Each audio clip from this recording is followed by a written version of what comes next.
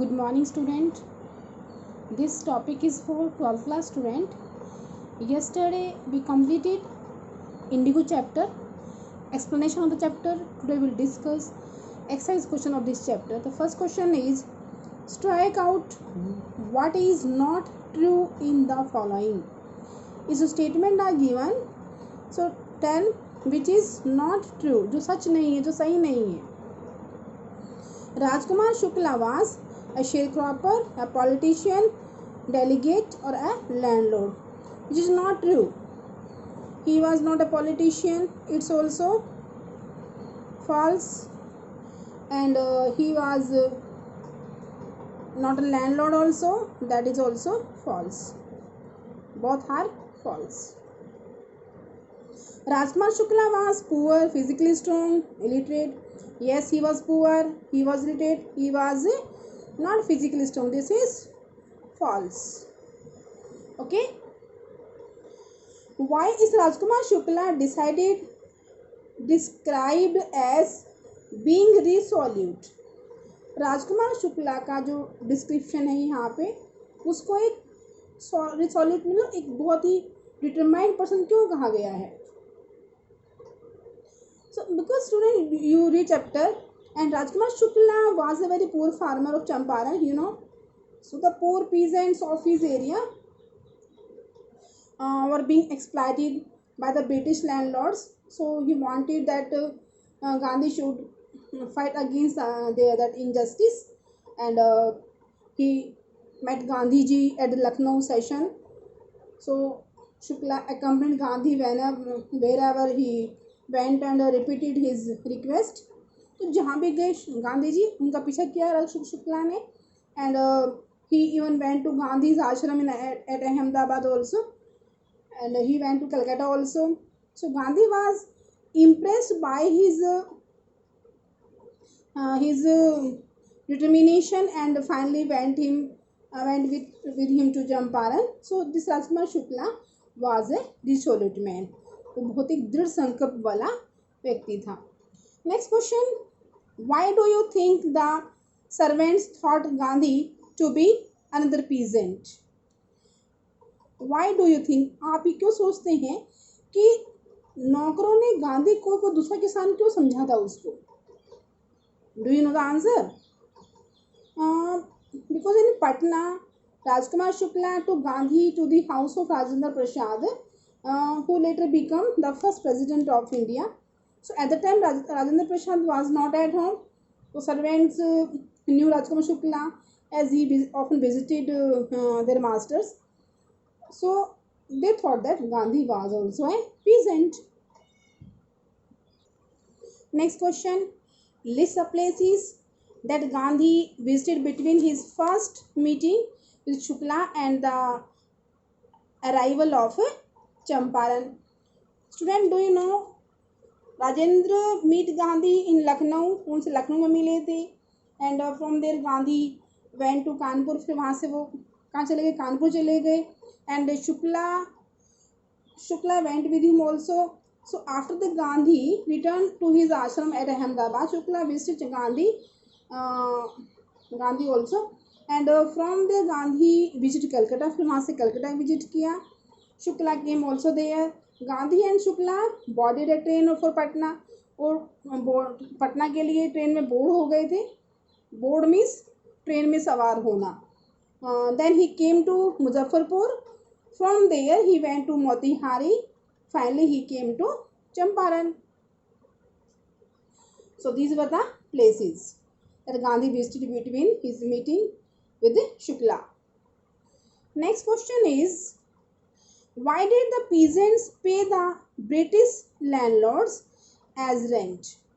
What did the peasants pay the British landlords as rent?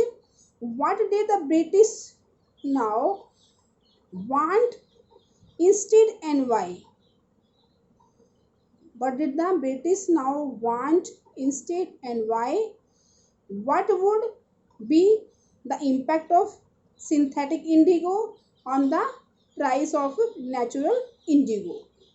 Means जो peasants, जो किसान थे, जो फार्मर्स थे, वो ब्रिटिश जो लैंडलॉर्ड्स हैं उनको एक रेंट के रूप में क्या देते थे, और इसके what the British now want instead and why, और अब इसके बदले में अंग्रेज क्या और क्यों चाहते थे। So what would be the impact of synthetic Indigo. तो क्या जो ये जो एक कृत्रिम जो ये नील था, इसकी कीमतों पर क्या क्या कुछ प्रभाव पड़ता है। कृत्रिम नील का जो ये नेचुरल नील है, जो नेचुरल इंडिगो है, क्या उसके प्राइसेस पर क्या कोई इम्पैक्ट पड़ता है उसका। What do you want, do you no. I think peasants planted indigo on 15% of their land, so they surrendered the entire indigo harvest as rent of their land. So then the landlords learned that Germany had developed synthetic indigo. Now they agreed to free the peasants from the 15% agreement, but they wanted compensation for this. उसके लिए क्या मांग रहे थे, उसके लिए मुआवजा मांग रहे थे। With the arrival of the synthetic indigo in the market, the prices of the natural indigo would fall sharply. वो तो इसे गिर जाएंगे। So when the peasants learned it, जब किसान को ये मालूम हुआ, so they wanted their money back, उन्होंने अपने पैसे वापस लेने की डिमांड करनी क्या कर दी थी, शुरू कर दी थी। इसलिए किसान जो थे अपनी ज़मीन पर 15% जो थे इंडिगो की खेती करते थे, और वे पूरी की पूरी उस फसल को एक रेंट के रूप में लैंडलॉर्ड्स को दे देते थे। लेकिन जब लैंडलॉर्ड को ये मालूम हुआ कि जर्मनी में जो आर्टिफिशियल जो सिंथेटिक जो है इंडिगो का इन्वेंशन हो गई है, तो वे किसानों को क्या कर रहे थे, 15% के एग्रीमेंट से फ्री करने के लिए एग्री हो गए थे। लेकिन वो इसके लिए क्या मांग रहे थे, इसके लिए कंपनसेशन मांग रहे थे, उनसे मुआवजा मांग रहे थे, क्योंकि मार्केट में जो आर्टिफिशियल इंडिगो था उसके आने से जो नेचुरल इंडिगो था उसके जो प्राइसेस थे काफ़ी क्या हो रहे थे, फॉल, गिर रहे थे। Okay, next question. The events in this part of the text illustrate Gandhi's method of working. Can you identify some instances of these methods and link them to his ideas of satyagraha and non-violence? तो इस lesson के इस part की कुछ events हैं जो गांधी के काम करने के मेथड्स को एक्सप्रेस करती, इलस्ट्रेट करती हैं। तो क्या आप इस तरीके से कुछ ऐसे एग्जाम्पल को बता पाएंगे, और उनकी जो एक सत्याग्रह और जो उनकी नॉन वायलेंस थी उसके तरीकों से आके उनको आप आइडेंटिफाई कर पाएंगे और उनको लिंक कर पाएंगे, क्या उनको जोड़ सकते हैं आप। से Gandhi respected legal authorities, there is no doubt, because he obeyed the order of the police to return to the town.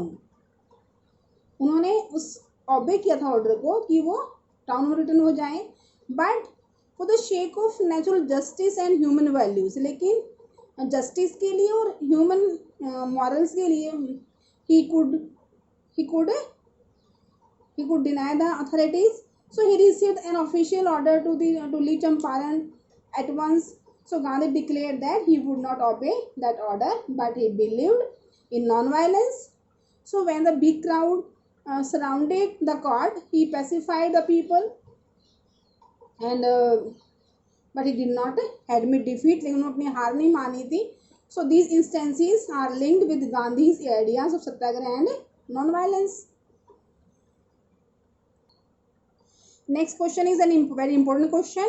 Why did Gandhi agree to a settlement of 25% refund to the farmers?